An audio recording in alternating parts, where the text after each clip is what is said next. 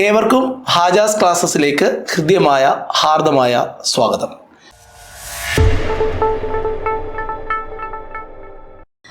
നമ്മൾ അരിത്മെറ്റിക് സീക്വൻസിൻ്റെ രണ്ടാമത്തെ വീഡിയോ ക്ലാസ്സിലാണ്.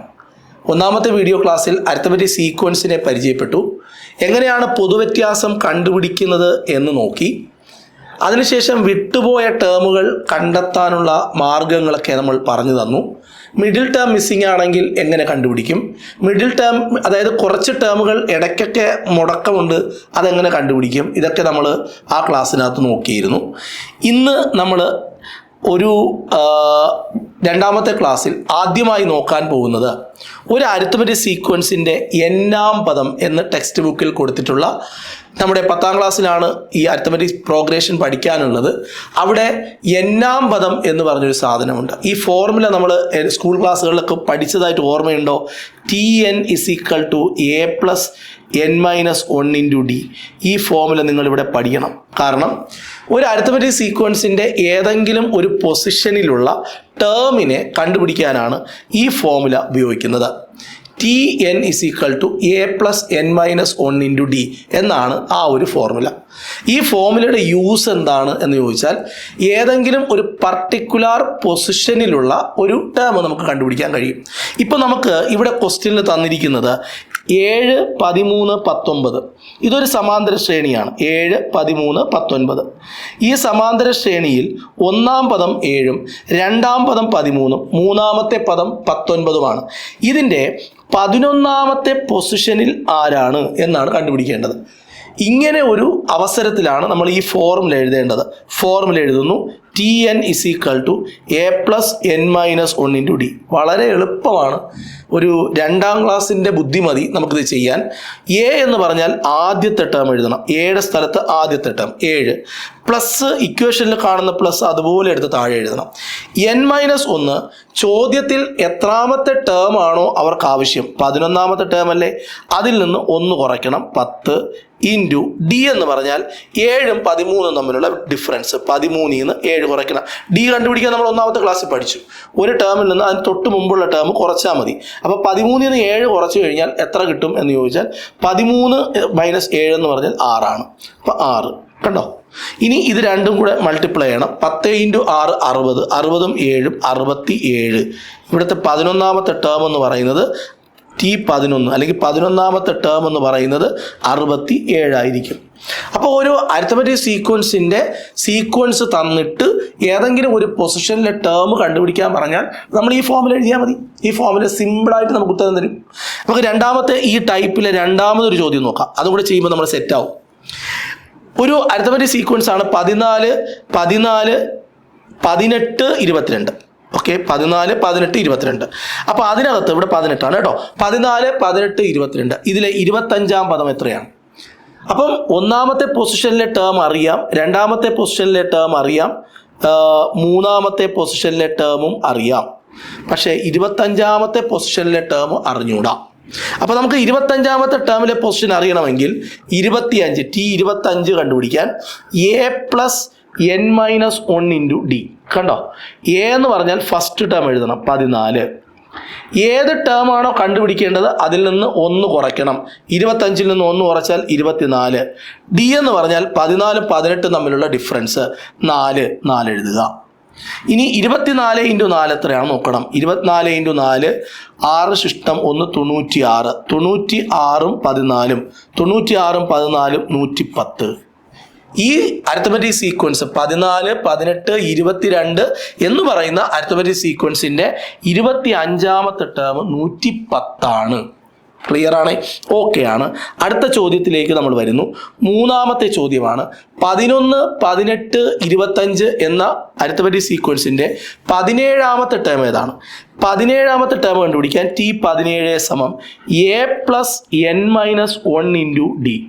ഇവിടെ a എന്ന് പറഞ്ഞാൽ 11, n-1 എന്ന് പറഞ്ഞാൽ 17ൽ നിന്ന് 1 കുറയ്ക്കാൻ. 17ൽ നിന്ന് 1 കുറച്ചാൽ 16. ഡി എന്ന് പറഞ്ഞാൽ 11ഉം 18ഉം തമ്മിലുള്ള ഡിഫറൻസ്. ഒരു ടേമിൽ നിന്ന് തൊട്ട് മുമ്പിലത്തെ ടേം കുറച്ചാൽ നമുക്ക് കോമൺ ഡിഫറൻസ് കിട്ടും. 7 ആണ്. അപ്പോൾ 7 16 × 7 എത്രയാണ്? 6 7 42, 2 ശിഷ്ടം 4, 7 4 11 112 ഈ 16 × 7. 112 കൂടെ 11 കൂട്ടിയാൽ 123 എന്ന് ഉത്തരം കിട്ടും. ഓക്കെ, 123.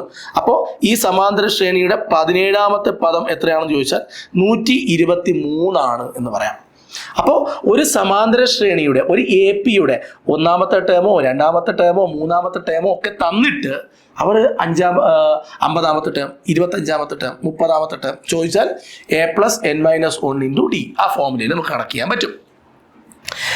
ഇനി ടൈപ്പ് നമ്പർ 5 ഞാൻ നിങ്ങളെ പരിചയപ്പെടുത്തുന്നത് ഒരു സമാന്തര ശ്രേണിയുടെ ഏതെങ്കിലും 2 പൊസിഷനിലെ പരസ്പര ബന്ധമില്ലാത്ത ഏതെങ്കിലും ഒരു പൊസിഷൻ, ഒരു സമാന്തര ശ്രേണിയിൽ 5ാമത്തെ പൊസിഷനുണ്ട്, 10ാമത്തെ പൊസിഷനുണ്ട്, 20ാമത്തെ പൊസിഷനുണ്ട്, 25ാമത്തെ പൊസിഷനുണ്ട്, ഏതെങ്കിലും പൊസിഷനിലെ ഇതൊരു അരിത്മെറ്റിക് സീക്വൻസ് ആണെന്നിരിക്കട്ടെ.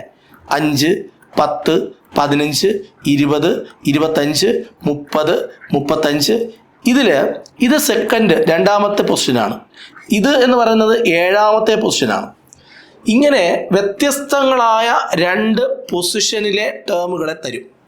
ഇപ്പോൾ ഇവിടെ ക്വസ്റ്റ്യനിൽ തന്നിരിക്കുന്നത് ഒരു സമാന്തര ശ്രേണിയുടെ 10ാമത്തെ ടേം 49, 20ാമത്തെ ടേം എന്ന് പറയുന്നത് 99. ബാക്കി ടേം ഒന്നും തന്നിട്ടില്ല. 1ാം പദം അറിയില്ല, 2ാം പദം അറിയില്ല, 3ാം പദം അറിയില്ല, 4ാം പദം അറിയില്ല, 5ാം പദം അറിയില്ല. 10ാമത്തെ പദം അറിയാം. 10ാമത്തെ ടേം തന്നിട്ടുണ്ട്, 20ാമത്തെ ടേമും തന്നിട്ടുണ്ട്. അപ്പോൾ പരസ്പര ബന്ധമില്ലാത്ത 2 ടേം തന്നതിന് ശേഷം നിങ്ങളോട് ചോദിക്കുകയാണ്, എടാ ഇതിൻ്റെ കോമൺ ഡിഫറൻസ് എന്താണ്? അപ്പോൾ നമ്മൾ പറയണം കോമൺ ഡിഫറൻസ് സമം ഇവരുടെ ഇവിടെ തന്നിരിക്കുന്ന ടേമുകൾ കണ്ടോ, ടേമുകളുടെ ഡിഫറൻസ്, പദങ്ങളുടെ വ്യത്യാസം ഡിവൈഡഡ് ബൈ ആ പദങ്ങളുടെ സ്ഥാനങ്ങളുടെ വ്യത്യാസം. അങ്ങനെ ചെയ്താൽ മതി. പദങ്ങളുടെ വ്യത്യാസം എന്ന് പറയുമ്പോൾ ഇവിടെ വരയിട്ടിട്ട് ആദ്യം സ്ഥാന വ്യത്യാസം എഴുതണം. വലിയ സ്ഥാനത്തിൽ നിന്ന് ചെറിയ സ്ഥാനം കുറയ്ക്കണം. 20 ആണ് വലിയ സ്ഥാനം, അതിൽ നിന്ന് ചെറിയ സ്ഥാനം കുറയ്ക്കണം. 20 - 10. വലിയ സ്ഥാനത്തുള്ള നമ്പറിൽ നിന്നും 99 നിന്നും ചെറിയ സ്ഥാനത്തുള്ള നമ്പർ കുറയ്ക്കണം. 49. 99 നിന്ന് 49 കുറച്ചാൽ 50 എന്ന് കിട്ടും. ഡിവൈഡഡ് ബൈ 20 നിന്ന് 10 കുറച്ചാൽ 10 കിട്ടും. ഇത് വെട്ടിപ്പോകുന്നു. ആൻസർ 5. ഈ സമാന്തര ശ്രേണിയുടെ പൊതുവ്യത്യാസം എന്ന് പറയുന്നത് 5 ആണ്. ക്ലിയർ ആണോ? ഓക്കെ ആണോ? കൃത്യമായിട്ട് മനസ്സിലായോ? ഓക്കെ ആണെങ്കിൽ ഓക്കെ എന്ന് പറയണം. ഓക്കെ ആണ്. 5 പൊതുവ്യത്യാസം മനസ്സിലായി. ഇനി ഞാൻ ചോദിക്കുന്ന ചോദ്യത്തിൻ്റെ ഉത്തരം നിങ്ങളാണ് മറുപടി തരേണ്ടത്. വ്യക്തമായി കേട്ടിട്ട് മറുപടി പറയണം.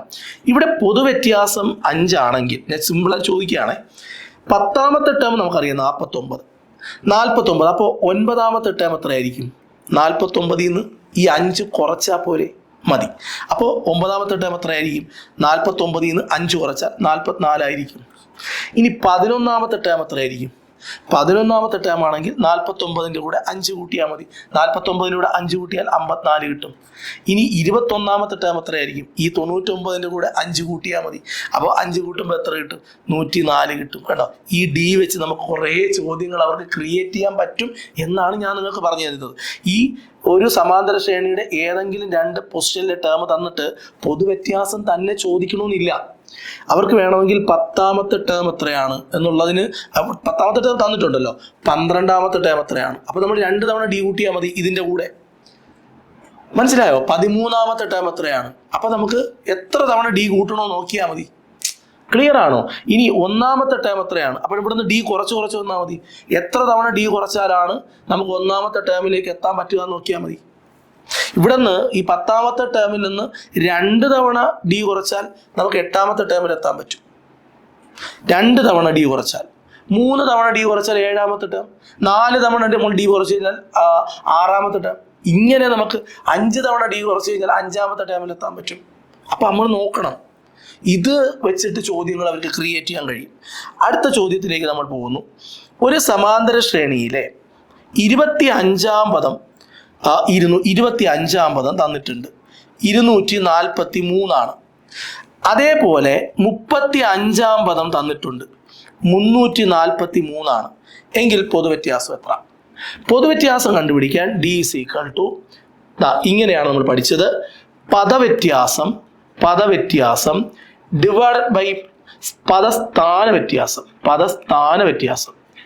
ഇങ്ങനെയാണ് നമുക്ക് കണക്ക് ചെയ്യേണ്ടത്. പദവ്യത്യാസം എന്ന് പറയുമ്പോൾ ഈ വലിയ പൊസിഷനിലെ വലിയ ടേം എന്നല്ല ഞാൻ പഠിപ്പിച്ചത്, വലിയ പൊസിഷനിലെ ടേം, അതാണ് ഓർമ്മിക്കേണ്ടത്. വലിയ പൊസിഷൻ 35 വലിയ പൊസിഷനിൽ വരുന്ന ടേം ചെറുതാണെങ്കിൽ അത് എടുക്കണം ആദ്യം കുറയ്ക്കാൻ. വലിയ പൊസിഷനിലെ ടേം ഏതാണോ അത് മൈനസ് ചെറിയ പൊസിഷനിലെ ടേം 243 ഡിവൈഡഡ് ബൈ പൊസിഷനുകളുടെ ഡിഫറൻസ് 35 മൈനസ് 25. 343 നിന്ന് 243 കുറച്ചാൽ 100 ഡിവൈഡഡ് ബൈ 10. ഇത് നമ്മുടെ വെട്ടിപ്പോകുന്നു. So the common difference is 10. Common difference ഇവിടെ 10 ആണ്. ഇനി നമുക്കറിയാം 25ാമത്തെ ടേമിൽ നിന്ന് ഒരു പ്രാവശ്യം നമ്മൾ എന്ത് ചെയ്യുന്നു, ഈ 10 കുറയ്ക്കുന്നു. അപ്പോൾ 233 കിട്ടുന്നു.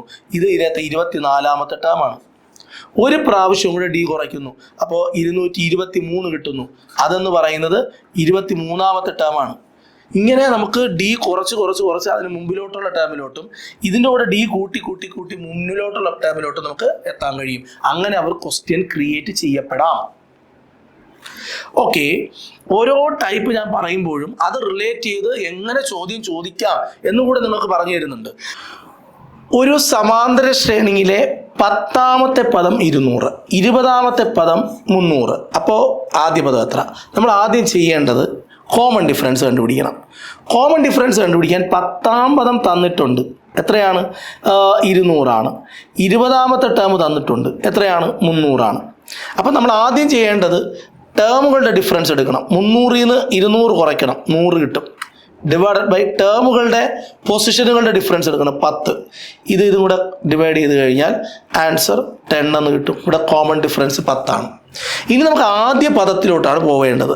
ആദ്യ പദം കിട്ടാൻ 10ാം പദത്തിൽ നിന്നും, 10ാം പദം നമ്മുടെ കയ്യിലുണ്ട്, അതിൽ നിന്നും ഒരു തവണ ഡി കുറച്ചാൽ 9ാം പദം, 2 തവണ ഡി കുറച്ചാൽ 8ാം പദം, 3 തവണ ഡി കുറച്ചാൽ 7ാം പദം, 4 തവണ ഡി കുറച്ചാൽ 6ാം പദം, 5 തവണ ഡി കുറച്ചാൽ 5ാം പദം, 6 തവണ ഡി കുറച്ചാൽ 4ാം പദം, 7 തവണ ഡി കുറച്ചാൽ 3ാം പദം, 8 തവണ ഡി കുറച്ചാൽ 2ാം പദം, 9 തവണ ഡി കുറച്ചാൽ 1ാം പദം. അപ്പോൾ നമ്മളിവിടെ 9 തവണ ഡി കുറയ്ക്കാൻ ഉദ്ദേശിച്ചിട്ടുണ്ട്. 10ാം പദത്തിൽ നിന്നും, 10ാം പദം എത്രയാണ്? 200. 200ൽ നിന്നും നമ്മൾ എന്ത് കുറയ്ക്കുന്നു? 9 തവണ ഡി കുറയ്ക്കുന്നു. 9 ഇൻറ്റു ഡി 10 ആണ്. 9 ഇൻറ്റു ഡി എത്രയാണ്? 9 ഇൻറ്റു 10 എത്രയാണ്? 90. 200ൽ നിന്നും നമ്മൾ എത്ര കുറയ്ക്കുന്നു? 90 കുറയ്ക്കുന്നു. So the answer is 110. ആദ്യ പദം 110 ആണ്. ഇനി നമുക്കൊരു കാര്യം ചെയ്യാം. ആദ്യ പദത്തിൻ്റെ കൂടെ 110, 10ാം പദത്തിലേക്ക് എത്താൻ 9 ഡി കൂട്ടണം. അപ്പോൾ 90 കറക്റ്റാണ്. ഓക്കെ, അപ്പോൾ ഇത് നിങ്ങൾ ഇത്രയും പഠിച്ചിരുന്നാൽ മതി. ഓക്കെ, നമുക്കിനി അടുത്ത ടൈപ്പിലേക്ക് പോവാം. ടൈപ്പ് 2, 9, 16. 2, 9, 16 എന്ന സമാന്തര ശ്രേണിയുടെ ബീജഗണിത രൂപം ഏതാണ്? ഇനി നമ്മൾ ടൈപ്പ് നമ്പർ 6 പോവുകയാണ്. ഒരു സമാന്തര ശ്രേണി ഇവിടെ തന്നിട്ടുണ്ട്, 2, 9, 16. ഇതിൻ്റെ ബീജഗണിത രൂപം എന്താണ്? ബീജഗണിത രൂപം എന്താണ് എന്ന് ചോദിച്ചാൽ നിങ്ങൾ ചെയ്യേണ്ട പരിപാടി, നേരത്തെ അതേ ഇക്വേഷൻ എഴുതുക. Tn = a + n - 1 × d. ഇവിടെ നമുക്ക് നേരത്തെ ആണെങ്കിൽ 10ാമത്തെ പദം എത്ര, 15ാമത്തെ പദം എത്ര എന്നൊക്കെ നമ്മൾ 4ാമത്തെ ടൈപ്പിൽ ചെയ്ത് പഠിച്ചില്ലേ? അതേ ഫോമുല എഴുതണം. എന്നിട്ട് ഈ ഫോമുലയിൽ Tn എന്ന് കാണുന്ന സ്ഥലത്ത് നമുക്കത് മാറ്റി പുതിയ ടെക്സ്റ്റ് പ്രകാരം xn എന്ന് കൊടുക്കാം. Tn തന്നെ അതേ മീനിങ് തന്നെയാണ്. എക്ക് പകരം ഇപ്പോൾ പുതിയ ടെക്സ്റ്റിൽ എഫ് എന്നാണ് കൊടുത്തിരിക്കുന്നത്. എക്ക് പകരം എന്ന് പറഞ്ഞാൽ എഫ് എന്ന് പറഞ്ഞാൽ ഫസ്റ്റ് ടേം എന്നാണ് 2. ഈ n-1 അവിടെ ഒന്നും എഴുതരുത്. അതാണ് ഇതിനകത്ത് ട്വിസ്റ്റ്. ബീജഗണിത രൂപം ഇംഗ്ലീഷിൽ അൽജിബ്രായിക് എക്സ്പ്രഷൻ എന്ന് ചോദിച്ചാൽ n-1 തുടരുത്, n-1 തന്നെ എഴുതുക. ഡി 2, 9 തമ്മിലുള്ള ഡിഫറൻസ് 7. ഇനി നമ്മൾ എന്ത് ചെയ്യണം? 2 അതുപോലെ എഴുതണം, പ്ലസ് ഈ 7 കൊണ്ട് n-നെ മൾട്ടിപ്ലൈ ചെയ്യണം, 7n. ഈ 7 കൊണ്ട് -1-നെ മൾട്ടിപ്ലൈ ചെയ്യണം, -7. ഈ ഇക്വേഷനിൽ ഈ 7n എന്ന് പറയുന്നത് ആദ്യം എഴുതണം. എന്നിട്ട് ഈ 2ൽ നിന്ന് -7 കുറച്ച് എഴുതണം, -5. യവനെ നമ്മൾ വിളിക്കുന്ന പേരാണ് ഈ അരിത്തമെറ്റിക് പ്രോഗ്രഷൻ്റെ അൽജിബ്രായിക് എക്സ്പ്രഷൻ എന്നാണ് പറയുക.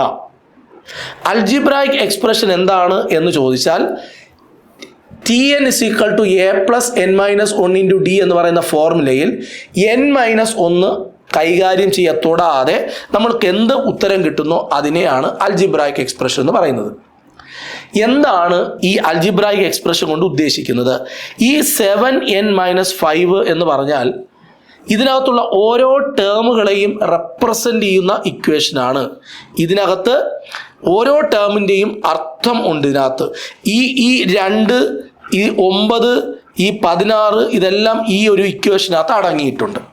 ഒരു അരിത്മെറ്റിക് പ്രോഗ്രഷനിലെ ടേമുകളെ എല്ലാം കോമൺ ആയി റെപ്രസെൻ്റ് ചെയ്യുന്ന ഇക്വേഷനെയാണ് അൽജിബ്രായിക് ഫോം എന്ന് പറയുന്നത്. അപ്പോൾ ചോദിക്കും, സാറേ എനിക്ക് മനസ്സിലായില്ല, ഒന്നുകൂടെ പറഞ്ഞു തരുമോ? ഇത് 2 എത്രാമത്തെ പൊസിഷനിലെ ടേമാണ്? 1ാമത്തെ പൊസിഷൻ അല്ലേ? ഞാനിതാ ഈ ഫോർമുല എടുക്കുന്നു. 7n-5 ഇതിനകത്ത് 2 ഉണ്ട് എന്ന് ഞാൻ കാണിച്ചു തരാൻ പോവുകയാണ്. ഈ 2 വന്നിരിക്കുന്ന പൊസിഷൻ എടുത്ത് എന്നിൻ്റെ അവിടെ എഴുതുക. 1ാമത്തെ പൊസിഷനിലാണ് 1 -5 നമുക്ക് 2 കിട്ടി. 7 നിന്ന് 5 കുറച്ച് 2 കിട്ടി. കണ്ടോ? അപ്പോൾ ഇതിനകത്ത് 2 എന്ന് പറയുന്ന നമ്പർ ഉണ്ട്. ഇനി 9 ഇതിനകത്തുണ്ട്. കാണണോ? എന്ത് ചെയ്താൽ മതി? 9ന്റെ പൊസിഷൻ എന്നിൻ്റെ അവിടെ എഴുതിയാൽ മതി. 7 × 2 - 5 2ാമത്തെ പൊസിഷനിലാണ് എന്നുള്ളത്. 7 × 2 14. 14 നിന്ന് 5 കുറയ്ക്കുക. 14 നിന്ന് 5 കുറച്ചാൽ 9 കിട്ടും. കണ്ടോ? ഒരു അരിത്മെറ്റിക് പ്രോഗ്രഷനിലെ ഓരോ ടേമുകളെയും റെപ്രസെൻ്റ് ചെയ്യുന്ന, പ്രതിനിധീകരിക്കുന്ന ഇക്വേഷനെയാണ് നമ്മൾ അൽജിബ്രായിക് എക്സ്പ്രഷൻ എന്ന് പറയുന്നത്. ഇത് കണ്ടോ? 3, 6, 9, 12 ഇതിൻ്റെ അൽജിബ്രായിക് എക്സ്പ്രഷൻ എഴുതാൻ പറഞ്ഞാൽ നമ്മൾ എന്ത് ചെയ്യണം? Tn is equal to a plus n minus 1 into d. ഇവിടെ a എന്ന് പറഞ്ഞു കഴിഞ്ഞാൽ 1ാമത്തെ ടേം പ്ലസ് n minus 1 എന്ന് പറഞ്ഞാൽ അവിടെ ഒന്നും എഴുതരുത്. d എന്ന് പറഞ്ഞു കഴിഞ്ഞാൽ ഇവർ തമ്മിലുള്ള ഡിഫറൻസ് 6, 3 തമ്മിലുള്ള ഡിഫറൻസ് 3 ആണ്. ഇനി നമ്മൾ എന്ത് ചെയ്യണം? ഈ 3 അതുപോലെ എഴുതണം. പ്ലസ് ഈ 3 കൊണ്ട് ഈ എന്നിനെ മൾട്ടിപ്ലൈ ചെയ്യണം 3n. ഈ 3 കൊണ്ട് ഈ -1നെ മൾട്ടിപ്ലൈ ചെയ്യണം -3. ഈ +3 -3 കുറയ്ക്കുമ്പോൾ 0 കിട്ടും. So the answer is 3n. ഇതാണ് ഈ 3n-നകത്ത് 3n ആണ് ഇതിനകത്തിരിക്കുന്ന ഓരോ ടേമിനെയും റെപ്രസെൻ്റ് ചെയ്യുന്ന ഇക്വേഷൻ. ഇതിനെയാണ് നമ്മൾ അൽജിബ്രായിക് ഫോം എന്ന് പറയുക. അൽജിബ്രായിക് ഇക്വേഷൻ എന്നും പറയാം. ഇവിടെ 15, 11, 7 കണ്ടോ? ഇങ്ങനെ കുറഞ്ഞു പോകും. അവിടെ ഇവിടെയും നമുക്ക് അൽജിബ്രായിക് എക്സ്പ്രഷൻ അല്ലെങ്കിൽ ബീജഗണിത രൂപം കണ്ടുപിടിക്കാൻ Tn is equal to a plus n-1 into d. ഇവിടെ നമ്മൾ എന്താ ചെയ്യേണ്ടത്? എയുടെ അവിടെ 15 കൊടുക്കുക. 15 പ്ലസ് n-1 തുടരുത്, അതുപോലെ അങ്ങ് എഴുതുക. ഡിയുടെ അവിടെ 11 നിന്ന് 15 കുറയ്ക്കുക. ഡി കണ്ടുപിടിക്കാൻ ഒരു ടേമിൽ നിന്ന് അതിൻ്റെ തൊട്ട് മുമ്പിലത്തെ ടേം കുറയ്ക്കണം. 11 നിന്ന് 15 കുറച്ചാൽ -4 എന്ന് കിട്ടും. സോ ഇവിടെ -4 കൊടുക്കുക. കണ്ടോ? ഈ 15 അതുപോലെ അങ്ങ് എഴുതുക. ഈ -4 കൊണ്ട് ഈ എന്നിനെ ഗുണിക്കുക -4n. ഈ -4 കൊണ്ട് ഈ -1നെ ഗുണിക്കുക +4. ഇനി ഈ -4n ആദ്യം എഴുതുക, എന്നുള്ള ടേം ആദ്യം എഴുതുക. ഈ 15, 4 കൂടെ കൂട്ടി എഴുതുക 19. ഇതാണ് അൽജിബ്രായിക് ഫോം. അതായത് 15, 11, 7 എന്ന് പറയുന്ന കുറഞ്ഞു പോകുന്ന ടേമുകൾ കുറഞ്ഞു പോകുന്ന അരിത്മെറ്റിക് സീക്വൻസിന്റെ ബീജഗണിത രൂപം -4n + 19 ഫോമിൽ എഴുതുക. അതിൽ a സബ്സ്റ്റിറ്റ്യൂട്ട് ചെയ്യുക, d സബ്സ്റ്റിറ്റ്യൂട്ട് ചെയ്യുക. d എഴുതുമ്പോൾ ശ്രദ്ധിക്കണം, 11 നിന്ന് 15 കുറച്ചാണ് എഴുതേണ്ടത്, 15 നിന്ന് 11 കുറച്ചല്ല. അങ്ങനെ -4 കിട്ടും, അത് എഴുതുക. ബ്രാക്കറ്റിനകത്തുള്ളവരെ -4 കൊണ്ട് മൾട്ടിപ്ലൈ ചെയ്യുക. -4 × n -4n, -4 × -1 +4. സോ ഉത്തരം കിട്ടി. പ്രിയപ്പെട്ട ഉദ്യോഗാർത്ഥി സുഹൃത്തുക്കളെ, നമ്മുടെ ടൈപ്പ് നമ്പർ 6 വരെ നമ്മൾ 2 ക്ലാസ്സുകളാക്കി തീർത്തിട്ടുണ്ട്. ഇനി ടൈപ്പ് നമ്പർ 7 മുതൽ ഉള്ള ക്ലാസ്സുകൾ നമുക്ക് അടുത്ത ക്ലാസ് നമ്പർ 3 പഠിക്കാം. അപ്പോൾ നന്നായിട്ട് പഠിക്കുക. ഒരു ചാപ്റ്റർ പഠിക്കുമ്പോൾ നല്ല കോൺഫിഡൻ്റ് ആയിട്ട് പഠിക്കുക. ഞാനുണ്ട് കൂടെ, നമുക്ക് നന്നായിട്ട് പഠിക്കാം. അടുത്ത ദിവസം നമുക്ക് വീണ്ടും കാണാം. Bye bye.